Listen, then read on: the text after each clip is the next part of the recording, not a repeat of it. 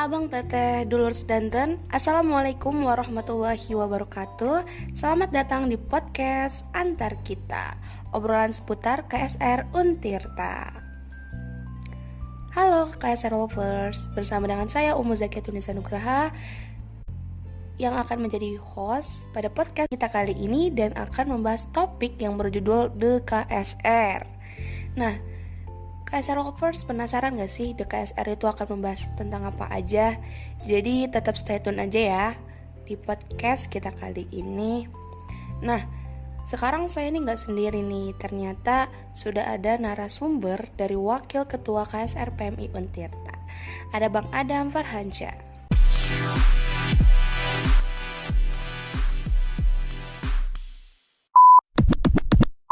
Halo Bang, gimana nih kabarnya? Halo juga Zakia, apa kabarnya? Alhamdulillah baik. Alhamdulillah baik. Berarti sekarang kesibukannya lagi daring ya? Karena kan saya juga masih kuliah ya. Alhamdulillah sekarang tuh kuliah semester 4. Namun keadaannya bukan secara offline lagi, tapi keadaan sekarang tuh kan masih dibatasin ya. Jadi harus secara daring ketemunya sama teman-teman gitu.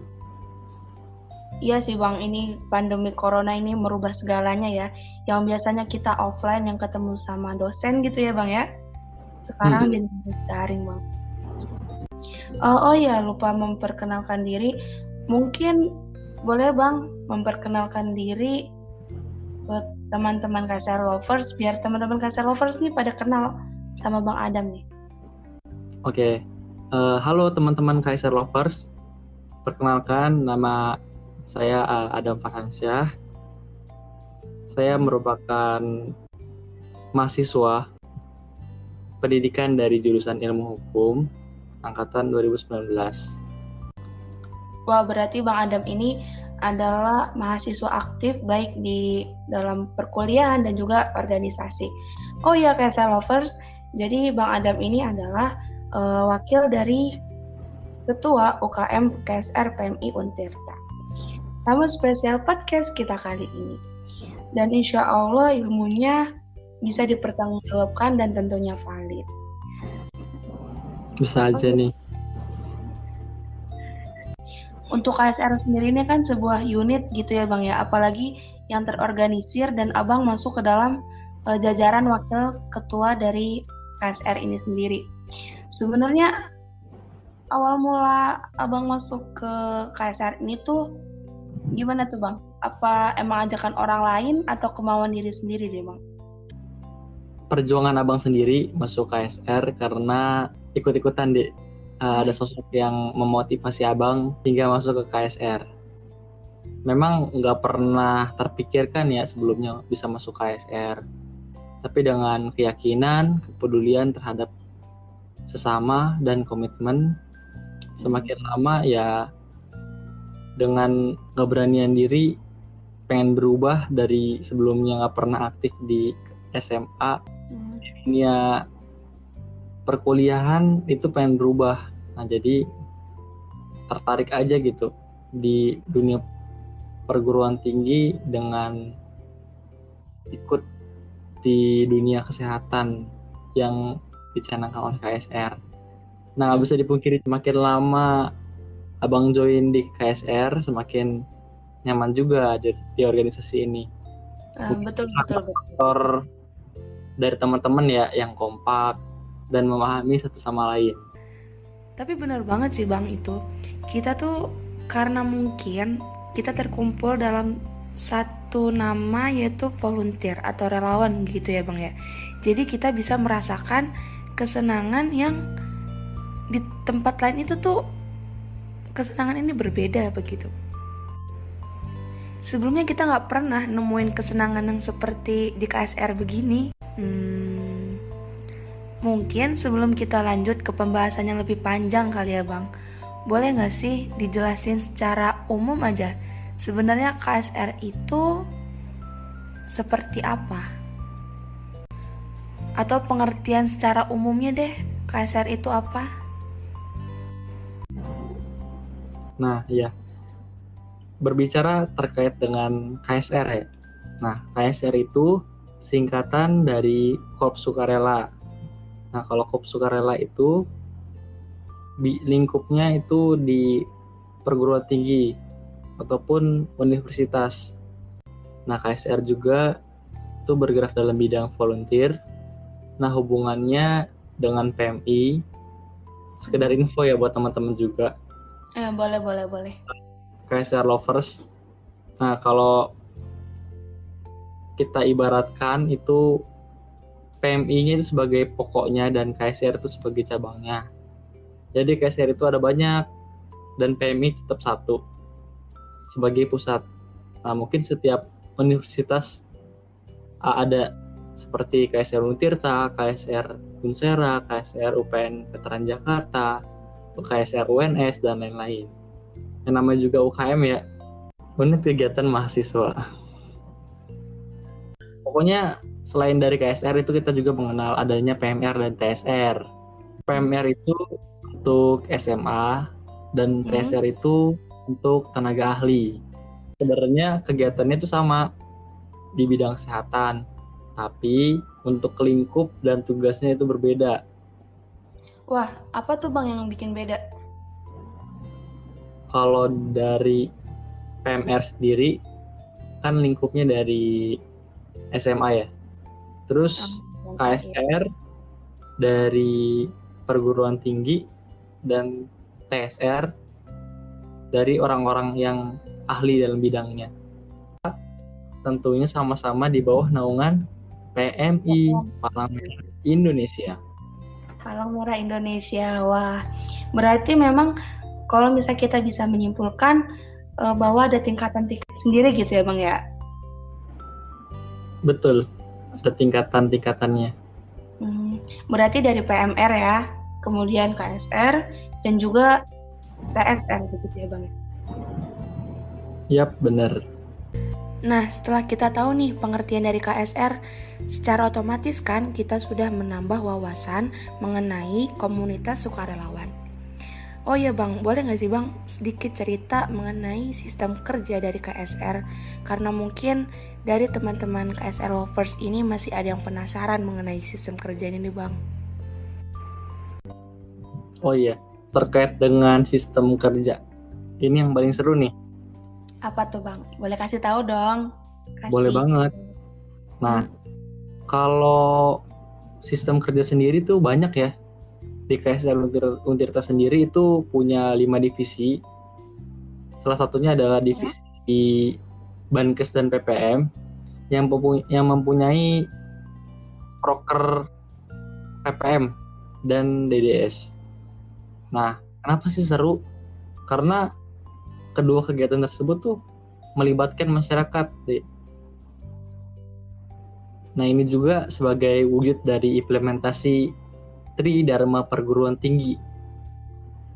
Kan ada pendidikan, penelitian, sama satunya pengabdian masyarakat ya Bang? Sama pengabdian pada masyarakat. Nah, itu harus diprioritaskan untuk mahasiswa ataupun sivitas akademika. Gitu. Kalau sudut pandang pribadi kakak itu subjektif ya. Pokoknya di KSR itu banyaklah kegiatan yang menjadi bekal di kemudian hari untuk dunia kerja itu sendiri gitu. Oh iya Bang, kan salah satu program kerja dari KSR terlebih untuk Kepalang Merahan itu kan donor darah Bang. Nah, pada saat pandemi seperti ini sebenarnya kita boleh nggak sih untuk melakukan donor darah? Karena rata-rata orang pada takut kalau misalnya donor darah tuh bisa menularkan corona gitu Bang. Bagaimana tuh Bang? Tentu boleh dong. Karena di UKM KSR Untirta sendiri itu punya proker terkait dengan donor darah. Nah, kita juga mengadakan kegiatan tersebut dengan turut bekerja sama dengan PMI dan UKM-UKM di kampus. Nah, kalau misalnya teman-teman di sini KSR Lovers itu bingung misalnya nggak ada kegiatan ataupun acara yang mengadakan donor darah, teman-teman bisa melalui UDD, unit donor darah PMI terdekat dengan daerah teman-teman masing-masing. Nah, berhubungan dengan donor darah, teman-teman tahu nggak? Ataupun Zakia nih, tahu? Ya Bang. Kita tuh nggak hanya bisa donor darah saja, tetapi di pandemi sekarang ini, kita juga bisa donor plasma. Plasma. Plasma konvalesen. Wah, plasma konvalesen. Wah, itu mah sering banget tuh denger Bang. Tapi mungkin bolehlah sedikit dijelasin mengenai plasma konvalesen itu bagaimana. Karena mungkin teman-teman KSR Lovers sering ngedenger, tapi belum tahu nih artinya Bang. Jadi bolehlah sedikit dijelasin. Iya. Plasma konvalesen merupakan plasma darah yang diambil dari pasien yang sembuh dari COVID-19 dan kemudian diproses agar diberikan kepada pasien yang sedang dalam masa pemulihan setelah terinfeksi. Gitu, Zakia. Oh iya, mengenai donor darah juga nih ya Bang. Kita juga sudah selesai nih melaksanakan ibadah puasa selama 1 bulan. Sebenarnya kita boleh nggak sih pada saat berpuasa kita mendonorkan darah kita? Nggak ada larangan sih untuk donor darah saat puasa. Namun mempunyai efek negatif juga selain dengan efek positif. Nah, kalau efek negatifnya kalau kalian kekurangan cairan, nah nanti bisa menimbulkan resiko pingsan karena darah kalian tuh semakin sedikit. Maksudnya dalam arti kan kalian kan diambil darahnya. Nanti itu kita sebenarnya harus membentengi diri juga. Membentengi diri dengan simpanan gizi dan cairan yang cukup. Nah, caranya, solusinya itu kita bisa dengan mengonsumsi makanan dan minuman saat sahur. Jangan lupa makanan dan minumannya yang sehat. Tuh teman-teman, saat puasa juga ternyata kita boleh untuk mendonorkan darah kita. Hanya saja biasanya kita setelah mendonorkan darah, kita akan mendapatkan tablet penambah darah. Tetapi karena berhubung kita berpuasa, jadi sebelum kita mendonorkan darah, kita harus memastikan bahwa badan kita fit dan tidak sakit ya. Dan juga dipastikan kita sudah mengkonsumsi makanan pada saat sahur. Oh iya Bang, kalau misalnya kita lihat-lihat nih data mengenai cadangan darah di PMI, itu sepertinya sekarang makin menipis ya Bang cadangan darahnya. Apa itu benar Bang? Benar. Karena kalau dari data sih, yang membutuhkan itu sekitar 5 juta orang per tahunnya.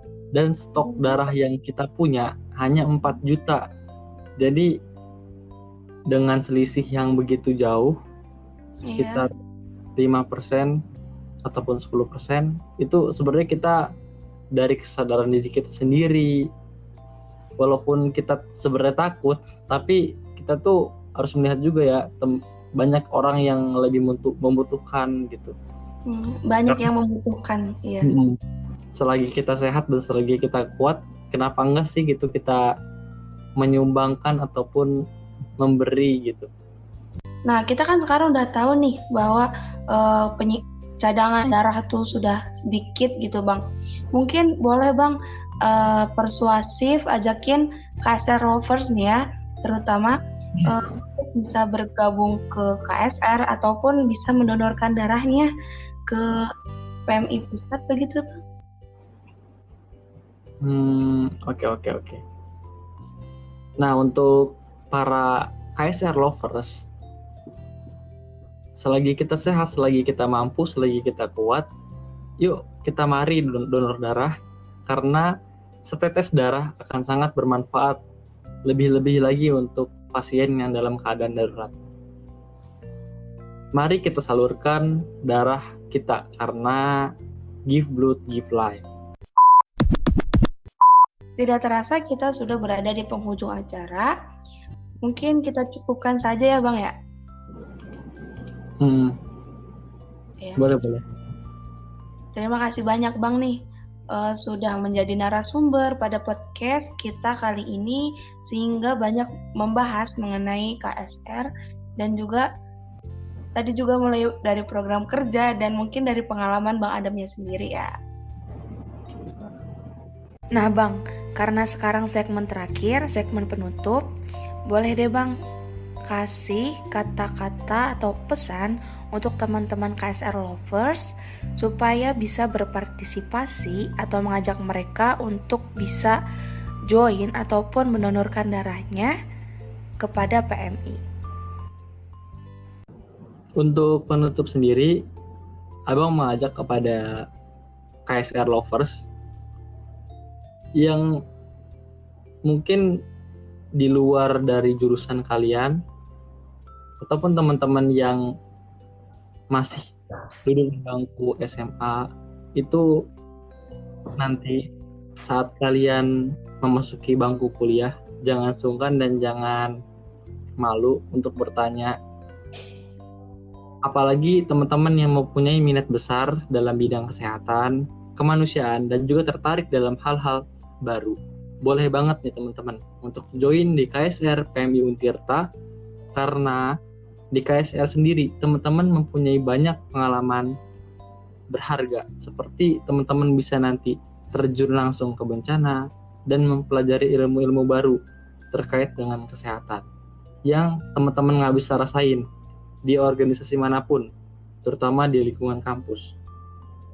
Jangan lupa juga nih teman-teman, donorkan darah teman-teman karena setetes darah teman-teman itu berharga bagi yang membutuhkan.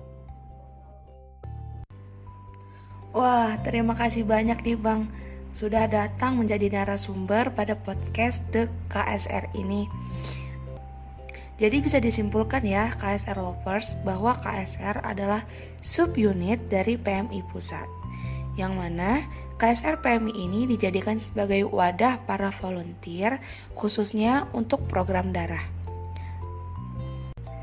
Jadi memang bisa dikatakan bahwa UKM KSR ini sangat cocok untuk semua orang yang memiliki jiwa sosial dan jiwa saling membantu yang tinggi. Jadi kami mengajak teman-teman KSR Lovers untuk bisa bergabung dan menjadi salah satu bagian dari keluarga PMI KSR ini. Baik, tak terasa kita berada di penghujung acara. Sudah lama sekali kita berjumpa dan membahas mengenai KSR. Mungkin kita tutup podcast kali ini pakai pantun kali ya? Boleh. Pisau menggores menjadi luka, rasanya sakit amatlah perih. Cukup sekian dari saya haturkan terima kasih. Semoga bermanfaat atas semua materi yang sudah diterangkan. Terima kasih untuk teman-teman KSR Lovers yang sudah mendengarkan hingga akhir. Saya Umu Zakiatunisa Nugraha, pamit undur diri. Wassalamualaikum warahmatullahi wabarakatuh.